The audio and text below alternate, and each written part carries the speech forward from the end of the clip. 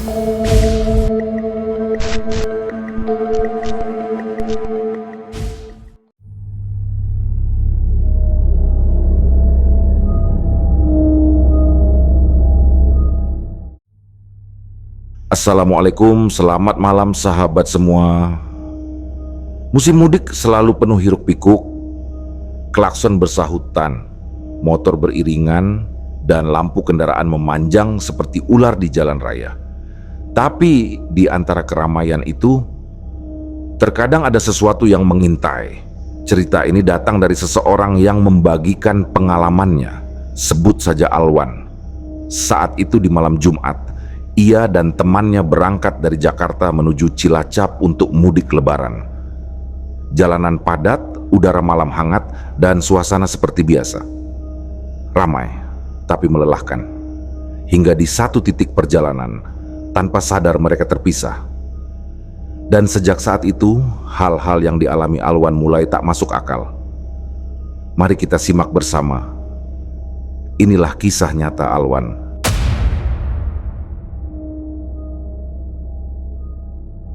Perkenalkan, nama saya Alwan.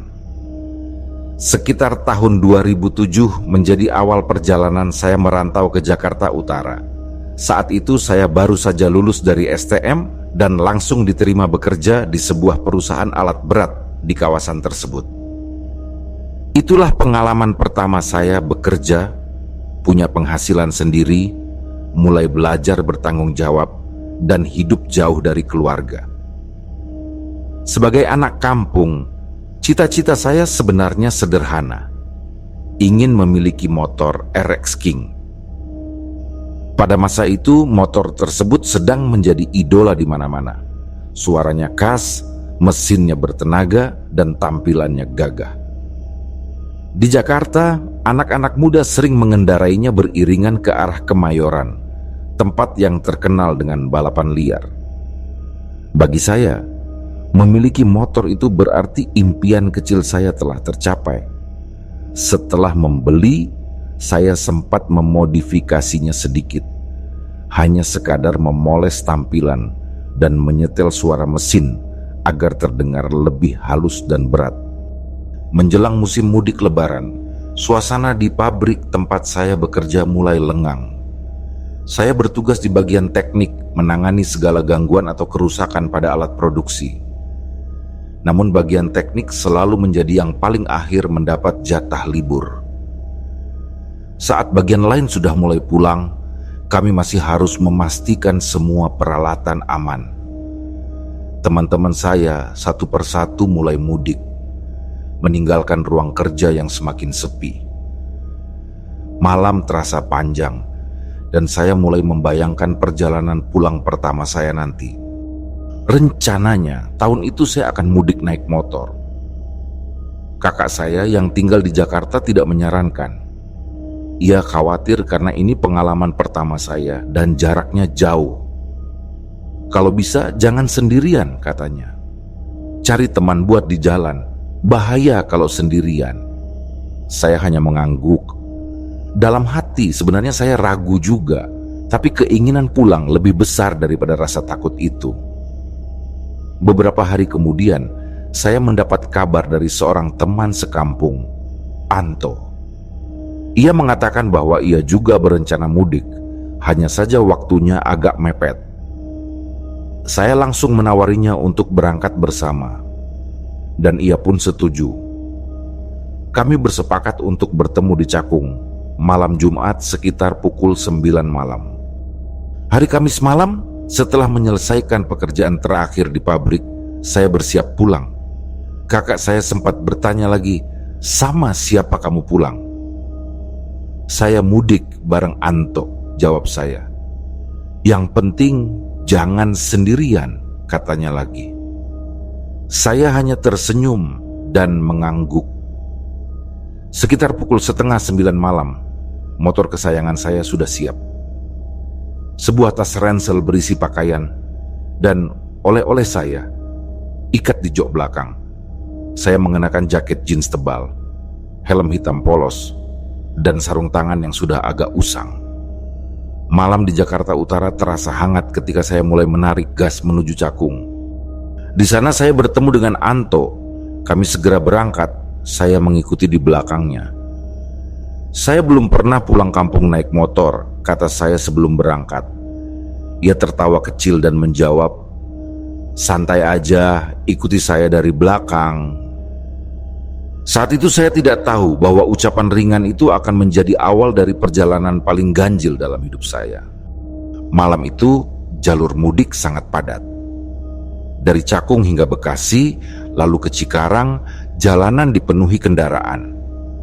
Lampu-lampu motor memanjang seperti ular tak berujung. Kami sempat berhenti di sebuah pom bensin untuk mengisi bahan bakar, kemudian melanjutkan perjalanan. Namun setelah itu, saya tiba-tiba kehilangan jejak Anto. Di tengah lautan motor dan truk yang bergerak pelan, saya tidak lagi melihat lampu belakang motornya. Saya mencoba mengejar, tapi semua motor terlihat sama. Saya hanya bisa mengikuti arus, berharap nanti bisa bertemu di rest area berikutnya. Saat itu belum ada Google Maps, dan saya masih menggunakan Nokia. Tidak ada GPS, tidak ada petunjuk arah digital. Saya hanya mengandalkan firasat dan papan jalan yang samar terlihat di malam hari. Tanpa sadar, saya justru terus melaju ke arah Pantura. Dari Pamanukan, saya kebablasan hingga Indramayu. Barulah saya sadar telah salah jalur ketika melihat papan penunjuk arah menuju Semarang. Saya berhenti di sebuah pos polisi kecil di pinggir jalan. Seorang polisi tua sedang duduk di depan pos sambil menyeruput kopi. Saya mendekat dan bertanya dengan sopan, "Permisi Pak, kalau mau ke Bandung lewat jalur selatan, apa lewat sini?" Polisi itu menatap saya sebentar lalu menggeleng. "Bukan Mas, ini jalan arah ke Pantura. Kalau mau ke Bandung, balik lagi. Tadi kan lewat flyover Subang, tapi jangan naik ke atas. Lewat bawah, belok kiri, nanti pertigaan ambil kanan, lurus aja, nanti juga sampai. Banyak kok petunjuk jalannya." Saya mengangguk pelan. "Terima kasih banyak Pak." Polisi itu hanya tersenyum tipis dan kembali menatap jalan yang mulai sepi. Saya melanjutkan perjalanan, sempat berhenti di pom bensin untuk melihat peta mudik yang ditempel di kaca toko. Namun semakin lama saya perhatikan, semakin bingung rasanya. Nama-nama kecil di peta itu terasa asing. Akhirnya saya memutuskan untuk percaya saja pada petunjuk polisi tadi. Sekitar pukul 10:30 malam, saya sudah berada di flyover Subang. Saya ikuti arahannya. Tidak naik ke atas, belok kiri, lalu ambil kanan di ujung jalan. Dari situ jalan mulai menurun dan semakin sepi. Lampu-lampu toko menghilang satu persatu, digantikan kabut tipis yang perlahan menyelimuti jalan. Udara menjadi dingin, dan di kejauhan terdengar suara jangkrik. Lampu toko masih menyala, pedagang kaki lima sibuk merapikan dagangan, dan beberapa kendaraan melintas pelan di jalan utama. Saya sempat berpikir, jadi ini kota Subang, sambil menepuk-nepuk jok motor, lega karena akhirnya keluar juga dari jalur Pantura. Kehidupan di kota itu terlihat normal, ramai dan wajar, tidak ada tanda-tanda aneh sedikit pun. Saya melaju perlahan, melewati bundaran kota yang samar-samar saya ingat dari peta. Dari sana saya terus mengikuti jalan utama hingga menemukan sebuah gapura besar di pinggir jalan. Di atasnya tertera tulisan besar, "Selamat datang di Kadipaten Subang." Saya sempat berhenti sebentar. Ada rasa janggal yang muncul. "Kok Kadipaten, bukan kabupaten?" gumam saya. Dalam ingatan saya, istilah Kadipaten itu dipakai pada masa kerajaan dulu, jauh sebelum Indonesia berdiri. Tapi karena merasa sudah benar arah jalannya sesuai petunjuk polisi tadi, saya tetap melanjutkan perjalanan. Lagi pula waktu sudah hampir tengah malam, Saya hanya ingin cepat sampai di jalur selatan. Begitu melewati gapura itu, suasananya langsung berubah. Udara tiba-tiba lebih lembab dan dari balik gerbang muncul kabut tipis yang perlahan menelan pandangan. Lampu motor saya menembus kabut itu, memantulkan butiran air seperti asap putih yang menggantung di udara. Saya menelan ludah. Mungkin ini efek udara malam, pikir saya, mencoba menenangkan diri. Tapi entah kenapa, ada rasa tak nyaman yang mulai merayap. Saya tetap melaju. Tujuan saya sederhana, mencari pom bensin, sekadar menambah stok sebelum masuk jalur sepi. Namun, sepanjang jalan, tidak ada satupun pom bensin yang saya temukan.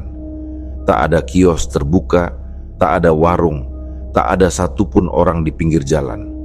Hanya sawah luas di kanan kiri, hitam dan tenang.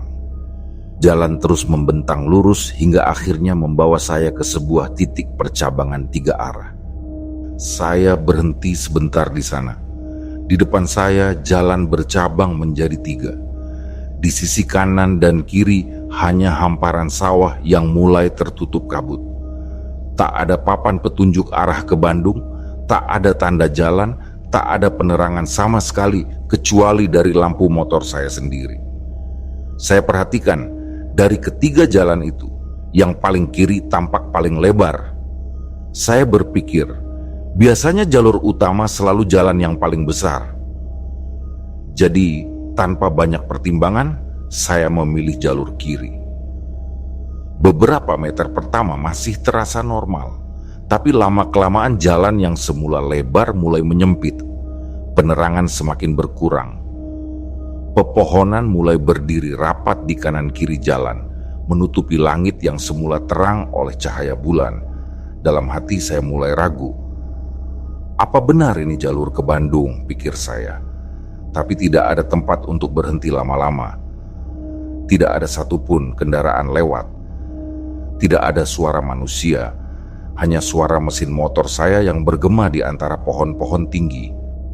Saya melihat beberapa rumah di kejauhan, tapi anehnya semua gelap. Waktu itu sudah hampir pukul 12 malam. Memang wajar kalau orang sudah tidur, tapi biasanya tetap ada 1-2 rumah yang masih menyala. Di sini semuanya senyap, bahkan suara jangkrik pun tidak ada. Saya menepi, mematikan mesin motor lalu menunggu. Saya ingin memastikan apakah ada kendaraan lain melintas, tapi begitu mesin mati, keheningan terasa jauh lebih pekat. Tidak ada suara apapun. Hanya terdengar denging kecil di telinga, seperti bunyi sunyi yang terlalu lama. Saya mulai merasa tidak enak. Jalan di depan makin menurun dan gelap, dan di ujung sana hanya tampak lampu-lampu kecil yang saya kira milik rumah penduduk. Saya memutuskan untuk melanjutkan perjalanan berharap lampu-lampu itu memang rumah warga. Tapi setiap kali saya maju mendekat, lampu-lampu itu justru terasa semakin jauh. Saya gas motor lebih kencang, tapi jarak itu tidak pernah berkurang. Lampu-lampu itu tetap berada di tempat yang sama, seperti menggoda dari kejauhan. Akhirnya saya berhenti lagi, dada terasa sesak. Apa benar ini jalannya, batin saya. Saya menyalakan motor dan memutar balik, mencoba kembali ke titik percabangan 3 tadi. Lampu depan menyorot kabut tebal yang semakin turun. Jalanan basah meskipun tidak ada hujan. Butuh waktu cukup lama sampai akhirnya saya tiba di percabangan itu lagi. Saya diam sejenak, nafas masih memburu. Saya menatap 3 jalur di depan. Yang kiri bukan, pikir saya, mungkin yang tengah. Saya membaca doa sebisanya, lalu menarik gas pelan. Jalan yang tengah ternyata menurun. Dari kejauhan mulai terdengar suara yang membuat hati sedikit lega, suara orang banyak. Saya dengar samar-samar orang berbicara, bahkan ada suara seperti orang mengaji atau bertakbir. Rasa cemas saya sedikit mereda. Ini mungkin kampung, pikir saya. Mungkin sebentar lagi saya bisa berhenti, beli minum, atau sekadar tanya arah. Namun anehnya, meskipun suara itu semakin jelas, Saya belum melihat satupun rumah. Kanan kiri masih hutan. Hanya saja di kejauhan, di balik gelap, terdengar lantunan suara yang membuat bulu kuduk saya berdiri. Takbir menggema di tengah malam. Begitu melewati jembatan kecil, suara takbir terdengar semakin jelas. Di kejauhan tampak banyak orang berjalan beriringan membawa obor, sebagian memakai kopiah putih dan baju koko. Anak-anak kecil berlarian di pinggir jalan sambil tertawa. Sekilas, suasananya seperti malam takbiran, hangat, ramai, dan penuh cahaya. Saya berhenti sejenak di tepi jalan, menatap keramaian itu. Di sini sudah lebaran rupanya, pikir saya. Padahal di tempat lain belum terdengar gema takbir. Mereka tampak gembira, seperti sedang berpawai menuju masjid. Beberapa di antara mereka menuntun anak-anak kecil yang membawa lampu kecil dari botol kaca. Pemandangan itu seharusnya menenangkan. Tapi entah kenapa, saya justru merasakan sesuatu yang aneh di udara. Saya menepi dan mematikan mesin motor. Di depan saya, seorang pria paruh baya berjalan bersama anaknya yang kira-kira berusia 8 tahun. Saya mendekat dan bertanya sopan, "Permisi Pak, arah masjid di mana ya Pak? Atau di mana warung yang masih buka Pak?" Orang itu menoleh perlahan. Wajahnya pucat diterangi cahaya obor. Matanya kosong. Ia tidak menjawab, malah mengusap lengannya, seolah sedang merinding, lalu kembali berjalan tanpa sepatah kata pun. Saya berdiri mematung. "Kok nggak jawab?" gumam saya. Saya pikir mungkin karena saya belum mematikan motor, jadi suaranya tidak terdengar. Saya segera memutar kunci kontak, mematikan mesin, lalu turun dari motor. Saya ulangi pertanyaan yang sama dengan nada lebih sopan. Tapi lagi-lagi, orang itu hanya menoleh sebentar, lalu menyentuh lengannya sendiri seperti orang ketakutan. Wajahnya tetap tanpa ekspresi, pandangannya kosong menembus arah saya, seolah saya tidak ada di hadapannya. Ia menuntun anaknya dan berlalu cepat. Saya menatap punggung mereka sampai hilang di balik kerumunan. Apa saya salah lihat, pikir saya. Karena penasaran, saya melangkah mendekat dan mencoba menyentuh bahunya. Tapi yang saya rasakan hanyalah dingin. Jari saya seperti menembus asap. Tidak ada tubuh di sana. Saya mundur spontan, dada saya berdebar keras. Masya Allah, astagfirullahalazim. Saya menatap tangan saya sendiri masih gemetar. Pikiran buruk langsung muncul. Jangan-jangan saya yang sudah mati, mungkin saya kecelakaan di jalan tadi tanpa sadar. Saya tepuk-tepuk pipi sendiri. Perihnya terasa. Dada saya masih naik turun, keringat dingin mengalir dari pelipis. Enggak, saya masih hidup. Bisik saya meyakinkan diri. Tapi rasa takut itu tetap menempel, seperti kabut yang tidak mau pergi. Saya duduk di pinggir jalan, menatap orang-orang yang masih berjalan membawa obor. Jumlah mereka semakin banyak, tapi tak satu pun yang memperhatikan saya. Mereka lewat begitu saja, sebagian bahkan menyeberang tepat di depan motor saya. Dan anehnya, beberapa dari mereka menembus motor itu tanpa hambatan. Saya terpaku antara tak percaya dan takut. Saya ulangi lagi dalam hati, mereka bukan manusia. Tapi bagaimana mungkin? Mereka berpakaian seperti orang biasa, berbicara dengan bahasa Sunda. Bahkan sempat saya dengar 1-2 percakapan tentang lebaran esok hari. Semuanya terlihat nyata, tapi tidak menyentuh dunia saya. Saya memutuskan untuk pergi dari tempat itu secepatnya. Saya nyalakan motor, beristighfar pelan, dan melanjutkan perjalanan. Suara takbir masih terdengar di belakang, makin lama makin samar, sampai akhirnya lenyap di telan kabut. Tak lama, saya melihat sebuah area di sisi kiri jalan. Ada beberapa tenda berdiri, mirip posko mudik. Beberapa spanduk bergantung di tiup angin malam, dan di dekatnya tampak mobil polisi dengan 4 orang petugas di dalamnya. Rasanya lega. Akhirnya saya melihat sesuatu yang nyata, pikir saya.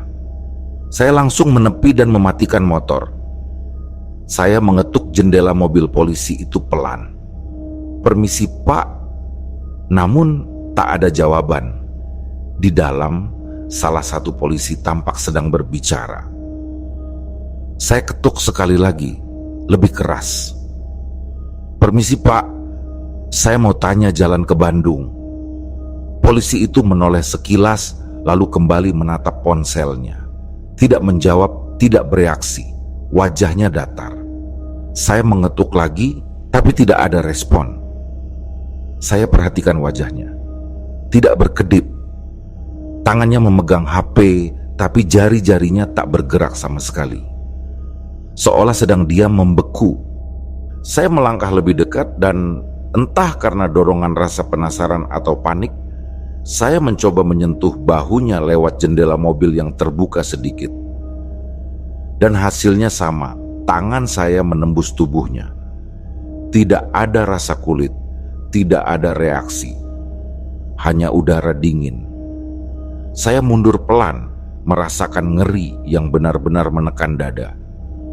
Ya Allah, mereka juga bukan manusia. Saya terpaku di tempat, dada terasa sesak, udara seolah berhenti bergerak. Di kepala saya hanya ada satu pikiran. Tempat ini bukan dunia manusia. Entah kenapa keyakinan itu terasa begitu kuat. Saya masih bisa bernapas, masih bisa merasa lapar, masih bisa merasakan dingin malam, tapi suasananya berbeda.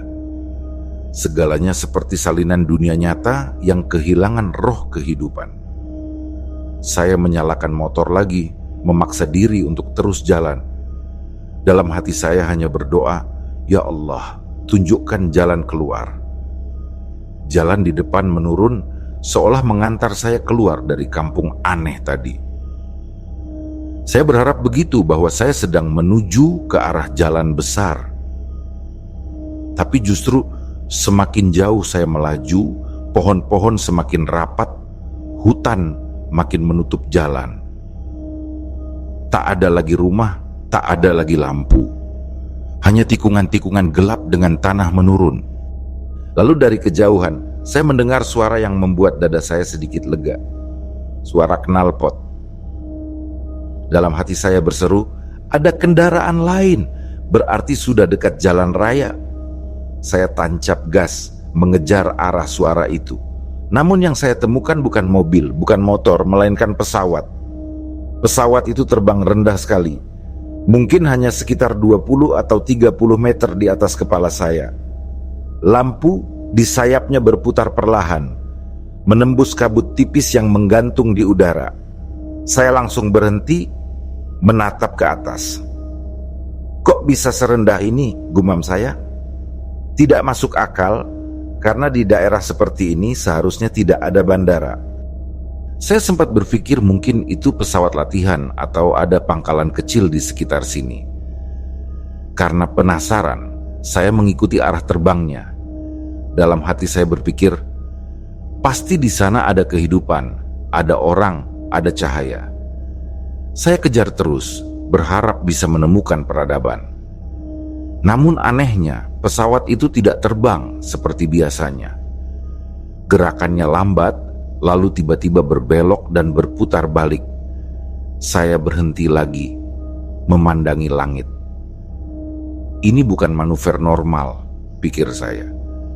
Pesawat mana yang bisa mutar balik segitu rendahnya? Saya diam cukup lama di situ, hanya menatap gelap langit dan mendengar suara mesin yang perlahan hilang. Hening total setelah pesawat itu menghilang. Saat itu saya baru teringat sesuatu. Beberapa bulan sebelumnya sempat ada berita tentang pesawat yang hilang kontak di wilayah Subang. Saya menelan ludah. Apa mungkin ini daerah itu? Batin saya. Rasa takut mulai menekan. Dan di saat yang sama ada sesuatu yang membuat semuanya semakin tak masuk akal. langit berubah warna. Padahal waktu itu sudah hampir tengah malam. Jam tangan saya menunjukkan pukul 11:40, tapi suasana di sekitar tampak seperti sore menjelang maghrib. Langitnya bukan hitam, melainkan jingga pudar, seolah matahari belum benar-benar tenggelam. Tapi saya tak melihat matahari dimanapun, hanya sinar samar yang menggantung di udara. Saya keluarkan ponsel, tapi tak ada sinyal sama sekali, bahkan panggilan darurat pun tidak bisa. Saya sempat ingin mengambil foto, tapi langsung mengurungkan niat. Ada rasa takut yang tiba-tiba muncul. Takut kalau nanti hasil fotonya menunjukkan sesuatu yang janggal. Saya berdiri di tengah jalan itu sendirian. Tidak ada suara kendaraan, tidak ada hewan malam, tidak ada apapun. Dunia seolah berhenti. Di sekitar saya hanya ada tanah lapang dan hutan jauh di belakang. Udara terasa berat dan dingin, tapi keringat di punggung saya menetes. Saat itu saya benar-benar sadar, saya sedang tersesat di tempat yang bukan dunia saya. Lalu, dari arah belakang terdengar suara langkah kaki. Awalnya pelan, lalu semakin jelas. Bukan langkah manusia, iramanya terlalu cepat, terlalu berat, seperti 4 kaki yang berlari. Saya berhenti dan menoleh, tak ada siapapun. Saya diam, suara itu juga berhenti. Saya maju beberapa langkah, suara itu muncul lagi, tepat di belakang. Saya menoleh lagi, tapi tetap kosong. Jalan gelap, kabut tipis menutup pandangan. Saya sempat berpikir mungkin suara rantai atau ban motor saya yang longgar, tapi saat saya periksa, semuanya normal. Ketika suara itu muncul lagi, saya tidak tahan. Saya langsung menarik gas motor sekencang mungkin. Suara mesin menggelegar, menembus keheningan. Saya tak menoleh lagi, hanya memacu motor sekuat tenaga melewati jalan berkelok. Dan entah bagaimana, setelah beberapa kilometer, saya tiba-tiba melihat persimpangan 3 jalan yang sama. Tempat saya tadi sempat berhenti. Saya langsung menepi, napas saya berat, dada seperti terbakar. Kok bisa balik lagi ke sini, gumam saya. Kalau dihitung-hitung saya mungkin sudah menempuh hampir 10 kilometer, tapi ternyata kembali ke titik yang sama. Saya duduk sebentar di atas motor, menatap 3 jalur itu. 2 jalan sudah saya lewati, dan dua-duanya mengarah ke tempat yang tidak seharusnya. Sekarang tersisa 1 jalan terakhir, yang sejak tadi belum saya coba. Saya duduk lama di motor. Kalau ini jalan keluar, saya selamat, pikir saya. Tapi kalau bukan, mungkin saya nggak bakal pulang. Motor pun kembali melaju. Jalanan di depan berubah jadi jalur kecil di antara hutan lebat. Jika sebelumnya saya masih melihat pepohonan pinus, kini berganti menjadi hutan yang benar-benar liar. Pohon besar dengan batang tebal dan akar menjalar ke jalan, ditambah suara jangkrik yang bersahut-sahutan dan lolongan panjang entah dari mana. Udara di sana lembab dan malam terasa seperti menekan dari segala arah. Beberapa kali saya harus menghela napas panjang untuk menenangkan diri. Saya tahu bensin sudah hampir habis karena sejak dari Bekasi belum sempat isi lagi. Tapi saya tidak berani berhenti.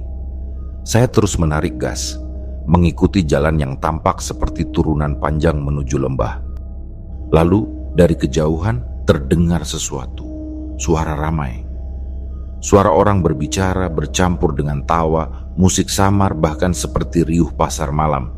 Hati saya langsung tergerak. Ini pasti kampung, pikir saya. Mungkin nanti ada pom bensin kecil atau warung di sana. Saya membaca basmalah pelan, menarik napas dalam-dalam, lalu memacu motor sedikit lebih cepat. Di dalam hati, masih ada rasa ragu yang tidak bisa dijelaskan. Entah kenapa, riuh suara itu terdengar agak ganjil. Tapi saya abaikan. Jalan pun mulai membesar. Permukaannya halus, aspal baru tanpa lubang sedikit pun. Di depan tampak cahaya kekuningan yang perlahan makin terang. Saat saya masuk ke area itu, pandangan saya seperti diselimuti warna yang sama, kuning. Lampu-lampu, bangunan, bahkan udara di sekitarnya berpendar dalam rona kuning lembut. Dan di sanalah saya melihat mereka.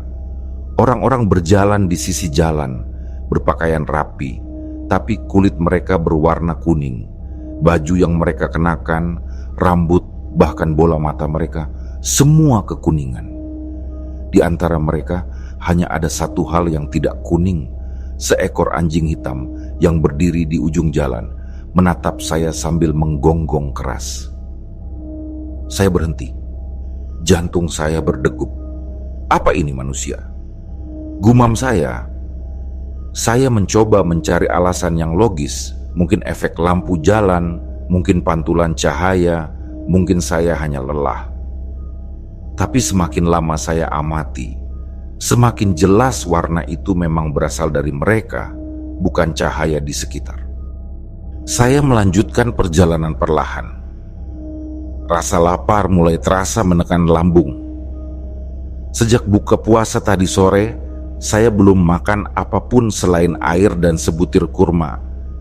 Tadi saya sempat menunda makan dengan niat akan mampir di jalan. Tapi sekarang, tubuh saya mulai gemetar. Perut perih. Saya harus menemukan makanan, apapun itu. Saya masuk lebih dalam ke kota itu. Di depan terbentang lapangan luas, seperti alun-alun dengan banyak bangunan di sekitarnya. Lampu-lampu kuning menggantung di udara, menimbulkan cahaya redup, tapi cukup untuk melihat jelas. Orang-orang berlalu lalang, semuanya berwarna sama, kuning. Wajah mereka datar, tak ada senyum, tak ada emosi. Mereka berjalan dalam diam, hanya sesekali berbicara dengan nada rendah yang tak bisa saya pahami. Saya memberanikan diri menepi dan bertanya pada seorang pria yang sedang berdiri di tepi jalan. Ia menoleh perlahan, matanya kosong, lalu menatap saya tanpa sepatah kata pun. Saya ulangi pertanyaan dengan suara lebih keras. Tapi pria itu tetap diam. Wajahnya datar, tanpa ekspresi sedikit pun. Setelah beberapa detik menatap saya, ia berbalik dan pergi. Saya mengucek mata, memastikan saya tidak berhalusinasi. Tapi pandangan saya tetap sama. Dunia di sekitar benar-benar berwarna kuning. Saya lihat ke sekeliling alun-alun, besar, megah, jalanan aspal bersih, tapi tak ada satupun kendaraan. Tidak ada mobil, tidak ada motor lain selain saya. Orang-orang semua berjalan kaki, dan langkah mereka tidak menimbulkan suara apapun. Saya merasa pusing. Apa ini efek kelelahan? Gumam saya pelan. Tapi rasa lapar dan haus menyingkirkan rasa takut untuk sesaat. Saya melihat deretan warung di sisi jalan, dengan beberapa orang duduk di dalamnya. Akhirnya, saya menepi ke salah satu warung makan yang tampak masih buka. Seorang perempuan muda berdiri di dekat pintu, tersenyum samar. Ia mempersilakan saya masuk dengan gerakan tangan pelan. Di dalam semuanya sama, berwarna kuning. Meja, kursi, dinding, dan tentu saja orang-orang yang makan di sana. Saya menelan ludah, berusaha menenangkan diri lalu memesan makanan. Pecel ayam ya mbah. Perempuan itu mengangguk, kemudian berjalan ke dapur. Tak lama, makanan datang. Saat ia meletakkan piring di meja, saya tertegun. Nasi itu kuning, ayamnya kuning, bahkan sambalnya pun berwarna kuning pucat tanpa aroma. Saya membaca doa dalam hati, ya Allah, semoga ini aman untuk dimakan. Tapi sebelum suapan pertama, saya sadar sesuatu. Perempuan yang tadi menyajikan makanan menatap saya lekat-lekat. Matanya yang kuning pucat melebar sedikit, seolah terkejut. Ia lalu mundur perlahan hingga berdiri di sudut warung. Orang-orang yang tadinya duduk makan pun ikut menatap saya, lalu beranjak menjauh satu persatu. Wajah mereka tetap datar, tapi langkah mereka serempak pelan menjauh dari saya. Saya menatap makanan di depan saya. Baunya hambar, tapi rasa lapar membuat tangan saya hampir menyentuh sendok. Namun sebelum saya makan, saya pun membaca doa lagi, memohon keyakinan. Dan saat saya buka mata, warna kuning itu tetap tidak berubah. Saya akhirnya menurunkan sendok. Ini bukan makanan manusia, bisik saya. Kalau saya makan, bisa jadi saya tidak akan bisa pulang dari sini. Saya berdiri perlahan, mengeluarkan uang dari saku, hendak membayar. Tapi pelayan itu dari kejauhan menggeleng pelan. Gerakannya kaku seperti boneka. Ia tetap diam di tempat, hanya menggeleng, tidak mau menerima uang. Saya menatapnya sebentar, lalu menunduk dan bergegas keluar dari warung. Saya lihat jam tangan, sudah hampir pukul 12 malam. Tapi langit tetap sama, jingga kekuningan, tidak berubah. Saya pun melanjutkan perjalanan, berkeliling di kota aneh itu. Dari dekat, saya semakin bisa melihat betapa megahnya tempat ini. Bangunannya besar-besar, tertata rapi seperti kota modern. Tapi ada sesuatu yang membuat pemandangan itu terasa tidak wajar. Tak ada satupun pom bensin, kendaraan, atau tanda kehidupan seperti yang saya kenal. Meski begitu, orang-orang di sana tampak sibuk, berjalan hilir mudik, berbincang, tertawa. Mereka tampak hidup, hanya saja tidak seperti manusia. Saya berhenti di sebuah sudut jalan ketika melihat sekelompok anak muda yang usianya kira-kira sebaya dengan saya. Mereka tampak sedang bercanda di pinggir trotoar. Saya merasa ada kesempatan untuk bertanya. Mungkin mereka bisa menunjukkan arah keluar dari kota ini. Saya mendekat dan berkata sopan, "Permisi, kalau arah jalan keluar kota kemana?" Mereka serentak menoleh. Tatapan mereka kosong, lalu tanpa sepatah kata, mereka berbalik badan dan pergi. Saya pun mematung. Saya mencoba lagi pada kelompok lain, hasilnya sama. Bahkan ketika saya belum sempat bicara, mereka langsung berdiri dan berjalan menjauh. Setelah 3 kali mencoba, saya akhirnya menyerah. Saya kembali menyalakan motor dan melaju. Jalanan kota itu begitu halus dan lebar, tapi tetap saja kosong. Hanya suara motor saya yang bergema, memantul di antara bangunan kuning pucat. Dari kejauhan, saya masih melihat kerumunan orang, tapi saya sudah tidak tertarik lagi untuk berhenti. Di kepala saya hanya ada satu niat, keluar dari sini secepatnya. Setelah beberapa waktu saya melihat sesuatu yang berbeda. Di depan sana berdiri sebuah bangunan besar menyerupai keraton. Gerbangnya tinggi, megah, dengan taman luas di depannya. Di sekelilingnya berdiri beberapa orang berjajar. Mereka seperti prajurit zaman kuno. Tubuh mereka tegap, mengenakan baju zirah berwarna keemasan, memegang tombak panjang dan perisai bundar. Tidak ada senjata api, tidak ada kendaraan. Tapi tata ruang di sekitar mereka tampak sangat modern, seperti perpaduan masa lalu dan masa kini yang mustahil terjadi. Saya berhenti di depan gerbang itu, mematikan motor, dan mencoba berbicara dengan salah satu penjaga. "Permisi, Pak. Kalau jalan keluar kemana ya, Pak?" Prajurit itu menoleh perlahan. Wajahnya datar, matanya kosong, seperti patung. Ia menatap saya selama beberapa detik, lalu berbalik kanan dan berjalan menjauh, meninggalkan posnya tanpa berkata apapun. Saya lalu mendekati penjaga lain dan mencoba bertanya lagi. Hasilnya sama. Mereka semua diam, hanya menoleh sebentar, lalu menjauh tanpa ekspresi. Tapi berbeda dengan orang-orang sebelumnya, mereka bisa disentuh. Ketika saya menyentuh perisai salah satu penjaga, benda itu terasa keras dan dingin, nyata, tapi orangnya tetap tidak bereaksi. Rasa haus dan lapar semakin menjadi-jadi. Tenggorokan saya kering, kepala terasa berat. Saya menelan ludah yang nyaris tak ada. Saya kembali ke motor dan menyalakannya. Mesin masih hidup, walaupun suaranya sudah mulai berat. "Alhamdulillah masih nyala," gumam saya. Saya menarik gas pelan keluar dari area keraton itu dan terus melaju menyusuri jalan besar yang melingkar. Saya terus mengikuti firasat. Ada satu jalur yang terasa berbeda, lebih sempit, tapi menanjak pelan ke arah utara.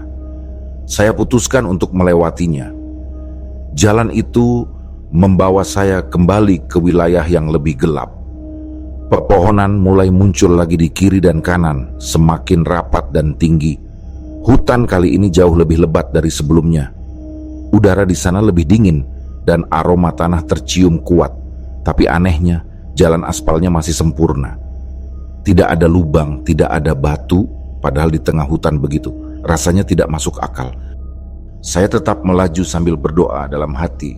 Motor saya naik turun di jalan yang berliku seperti bukit panjang. Beberapa kali saya melihat lembah di sisi kanan, gelap dan dalam. Motor mulai kehilangan tenaga, tanda bensin hampir habis.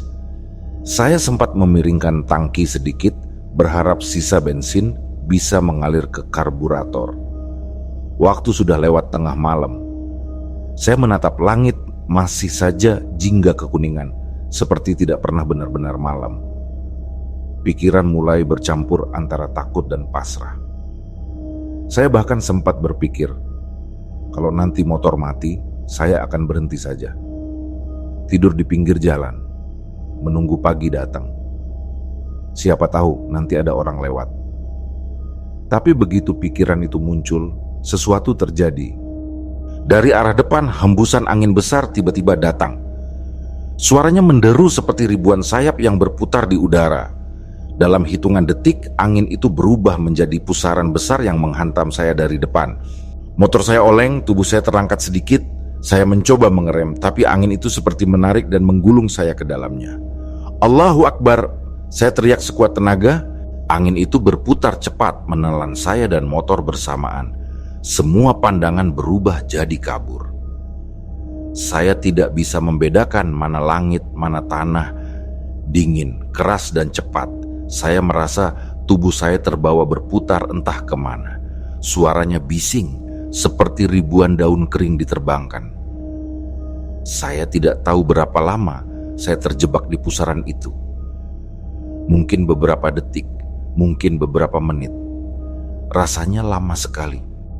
Dalam hati saya sempat berpikir, apa di sini akhir saya?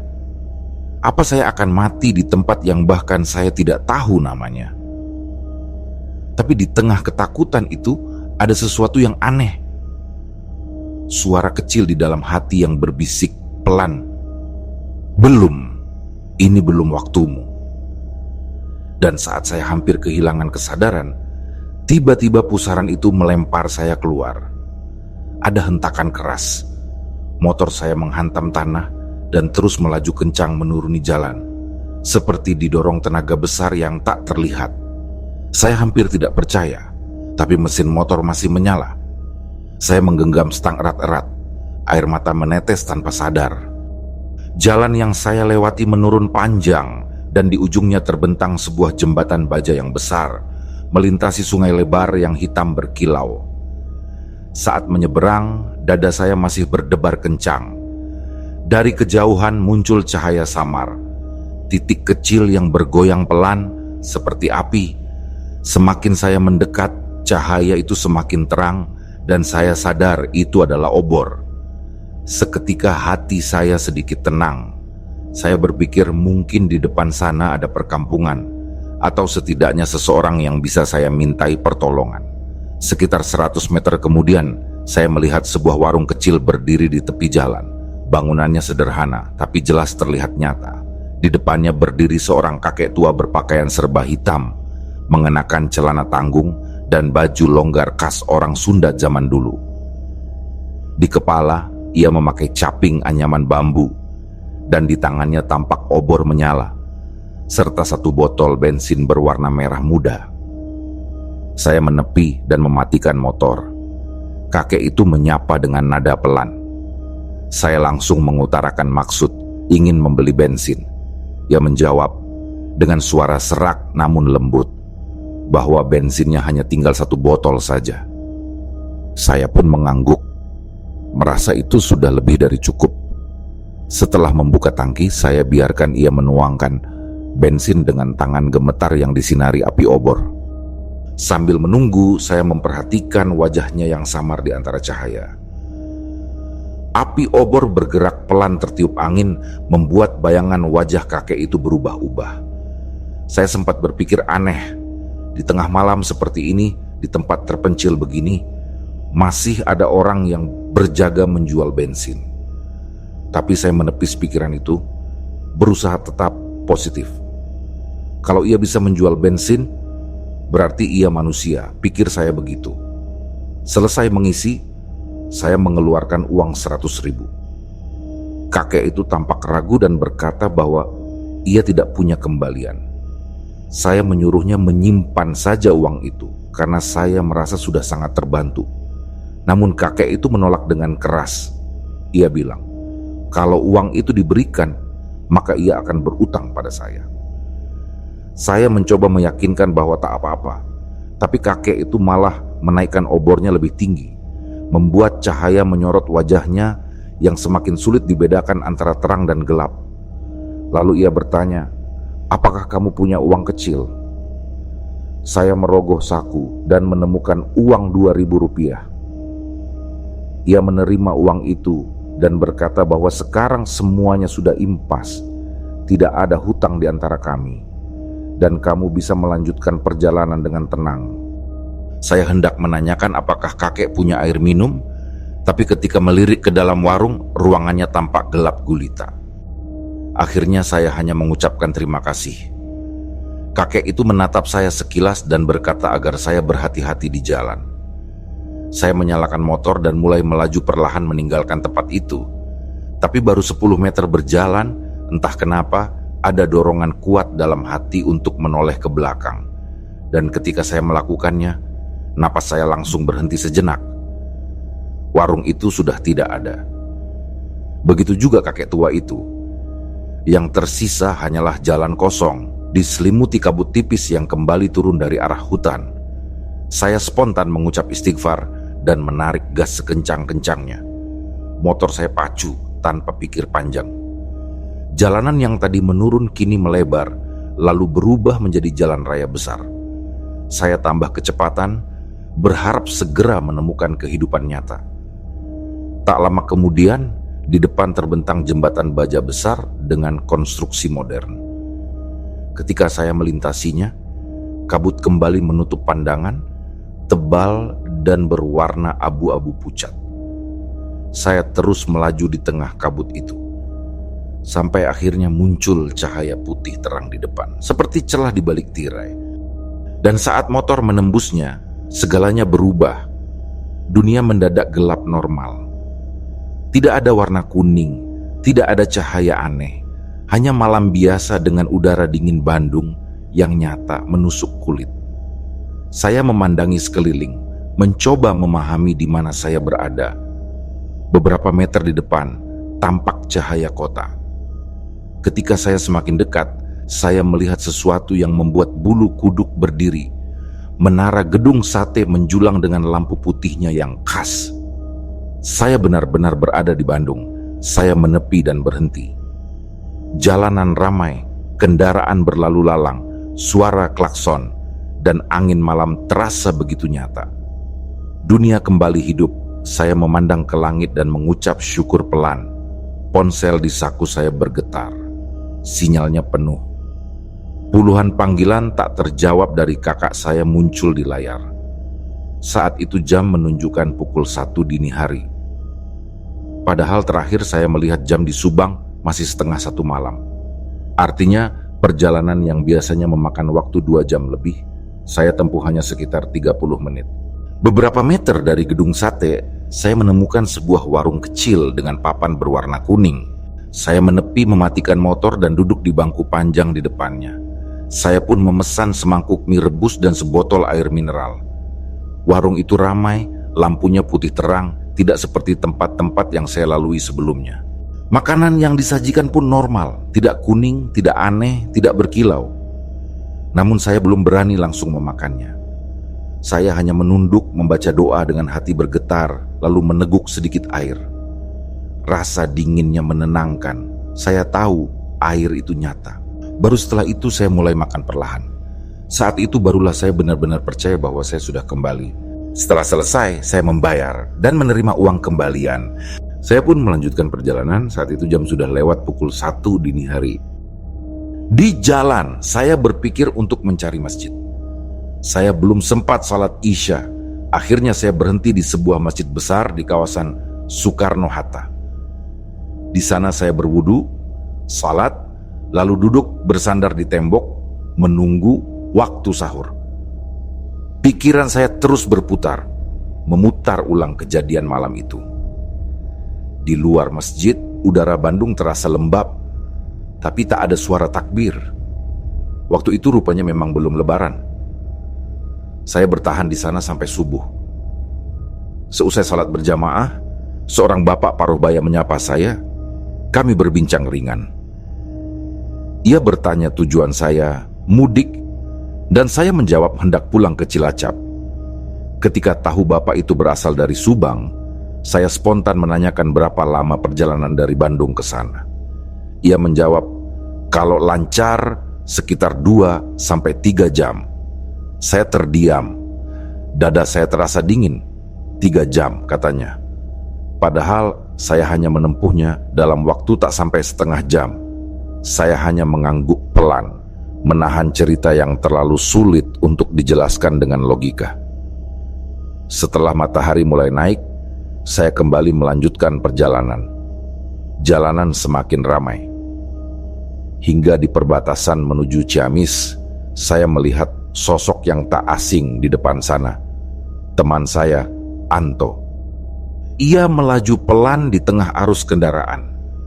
Saya langsung menambah kecepatan, mendekat dan memanggilnya. Ketika ia menoleh, wajahnya terkejut bercampur marah. Ia bilang sudah menunggu saya semalaman, menelepon berkali-kali tanpa jawaban, bahkan sempat mengira saya mengalami kecelakaan di jalan. Saya hanya tersenyum kaku, tidak tahu harus menjelaskan apa. Kami berhenti di pom bensin untuk beristirahat. Saat itu matahari sudah tinggi. Di sana saya baru menyadari sesuatu yang ganjil. Motor saya belum kehabisan bensin. Sejak dari Subang sampai Ciamis, jarak yang sangat jauh. Tangki motor itu belum pernah saya isi lagi sejak diisi oleh kakek tua di warung hitam tadi malam. Saya menatap jarum bensin yang masih menunjuk di atas garis merah. Hati saya mulai bergetar. Motor RX King saya memang sudah dimodifikasi, tapi tidak mungkin bisa menempuh jarak sejauh itu hanya dengan 1 botol bensin. Rasanya tidak masuk akal. Saya baru sadar, mungkin justru karena keanehan itulah saya bisa selamat keluar dari tempat itu. Saya menunduk lama, membaca istighfar berulang-ulang. Dalam hati saya tahu, bensin terakhir dari kakek itu bukan bensin biasa. Entah apa yang sebenarnya terjadi malam itu. Apakah saya tersesat di alam lain atau ditolong oleh sesuatu? Saya tidak pernah benar-benar tahu. Yang jelas, botol bensin kecil itu telah membawa saya menembus kabut, menembus jarak, bahkan mungkin menembus batas dunia yang tak seharusnya saya lewati.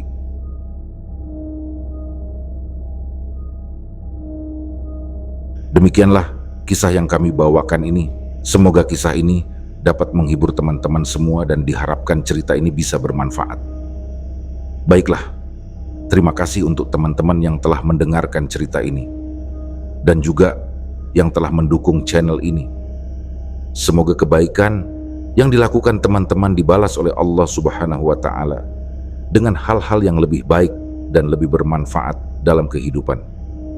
Saya mohon maaf apabila ada kesalahan dalam perkataan ataupun pengucapan dalam menceritakan kisah ini. Sampai jumpa lagi di kisah kami berikutnya. Semoga sehat dan sukses selalu untuk kita semua.